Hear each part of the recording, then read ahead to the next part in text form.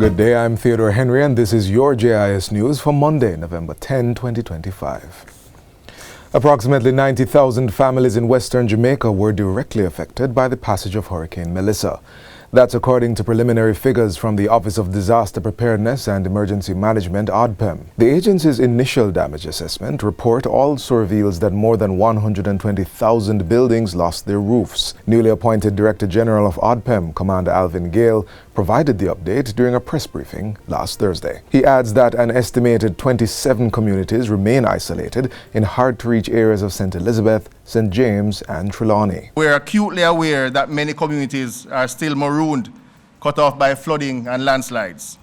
I can report that through the efforts of the Jamaica Defence Force, the National Works Agency, the Jamaica Fire Brigade, and others, we successfully re-established access to many of these communities. Commander Gale adds that ODPEM is now finalizing its damage assessment report as relief teams continue to assist affected families and restore normalcy in the worst-hit communities. The Ministry of Labour and Social Security will be providing several grant options to support recovery efforts across hurricane-affected communities, including assistance for households and small business owners.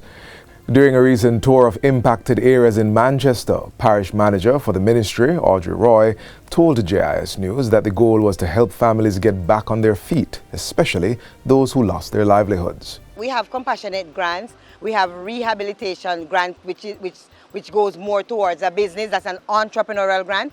So they can get that, for example, if you're, say you raise cows and you'd have lost your cows during the hurricane, then you can come and access a grant to purchase maybe 2 young calves, some goats, some pigs, whether to rear chicken.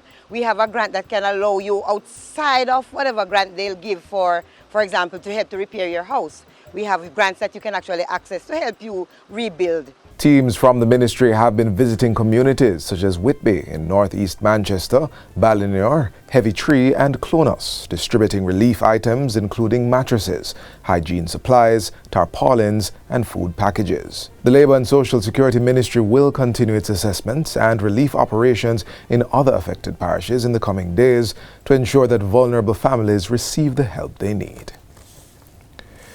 Meanwhile, India has joined the list of nations providing support to Jamaica's hurricane relief and recovery efforts. On Thursday, an Indian Air Force aircraft arrived with approximately 20 tons of humanitarian aid and disaster relief supplies from New Delhi. The shipment includes rehabilitation support items, food and daily necessities, power generators, shelter materials and hygiene kits, medicine and medical equipment. It's 72 boxes of medical equipment which can be easily mobilized to the disaster areas and can serve up to 200 people, including people who have intensive trauma. Foreign Affairs and Foreign Trade Minister Senator Kamina Johnson-Smith was on hand to receive the donation. And high-tech, new technology, Bisham Cube, which is a new medical mechanism to deliver trauma care in areas of devastation.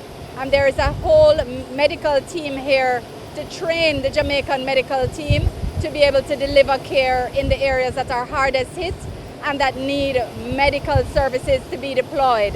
It's modular, so it can be deployed in smaller communities which are more difficult to get to, and even where the helicopters cannot land. The aircraft also carried aid for Cuba, which was also affected by the hurricane. The Universal Service Fund, USF, will deliver at least 90 community connectivity solutions to areas affected by Hurricane Melissa over the next 6 weeks. Minister of Energy, Transport and Telecommunications, Darrell Vaz, gave the update during a recent press briefing at Jamaica House. He says the USF is deploying Starlink satellite solutions to restore connectivity in affected communities, many of which remain cut off from communication services. Starting with Betheltown, Westmoreland, and rolling 15 installations over the next week.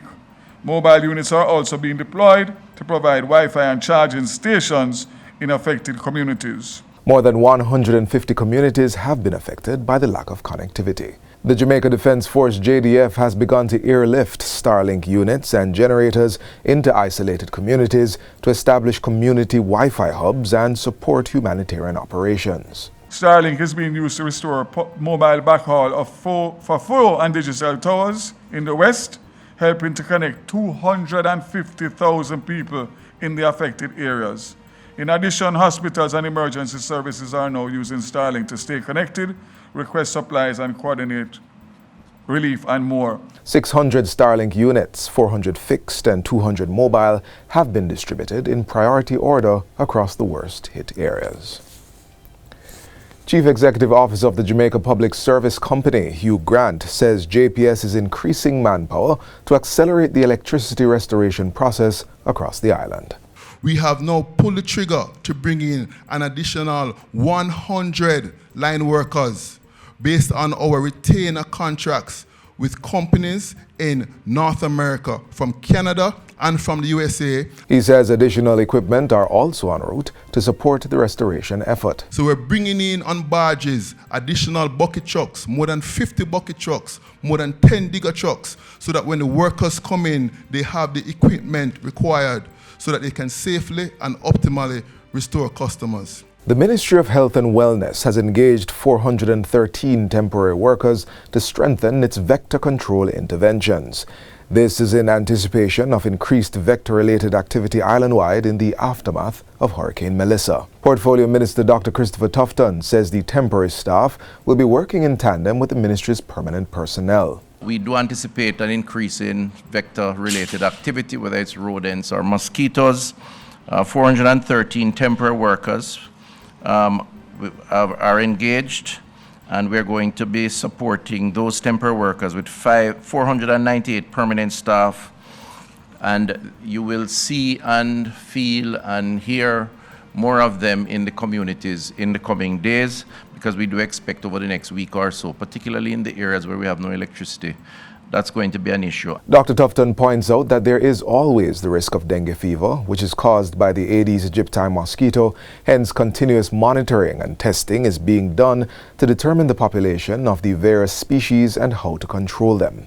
He further advises that public health inspectors are also mobilized and are in the field looking at the food chain to ensure food safety. We have already condemned a fair bit of food that is to be refrigerated and can't be refrigerated, and also doing water testing, all of that in aid of preventing infections or diseases from food or water. The National Solid Waste Management Authority, NSWMA, is now stepping up the resumption of its regular garbage collection services in residential areas. Executive Director Audley Gordon says the agency has engaged additional private tipper trucks to help speed up the process. We are pushing hard, and we're going 3 trips, so our disposal site are literally going open literally around the clock. We have also gotten additional spaces where we are temporarily storing like the debris from Melissa. We are storing them in temporary space. Mr. Gordon, who was speaking on our Get the Facts program on Sunday, explained that collection schedules fell behind due to the authority's pre-hurricane preparations and post-hurricane recovery activities. He explained that the agency also had to suspend all service for 24 hours during the storm as it was too dangerous to operate. We spent quite a bit of our time, at least 3 or 4 days before Melissa, and take up all we could in terms of loose garbage. Now that distracts us from community collections during that period of time. And then after Melissa, we have to go to clear roads of debris and fallen trees, etc., so that we can open up the space. And finally, the Ministry of Education is urging teachers to take advantage of the psychological support services available through the education system as they deal with trauma caused by the hurricane. In making the call, Portfolio Minister Dr. Dana Morris-Dixon highlights that the hurricane has taken an emotional toll on the educators as well as students. In our ministry already, we have a group of over 30 psychiatrists and psychologists that we have available to our education system.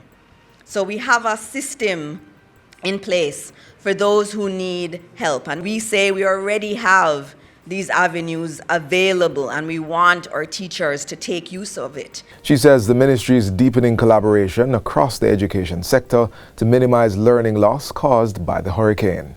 A meeting was convened last week with key partners to coordinate recovery and ensure continuity in education. School boards and principals have been advised to assess readiness based on local conditions and manage the opening of schools accordingly. And that's it for JIS News Today. I'm Theodore Henry. Thanks for watching.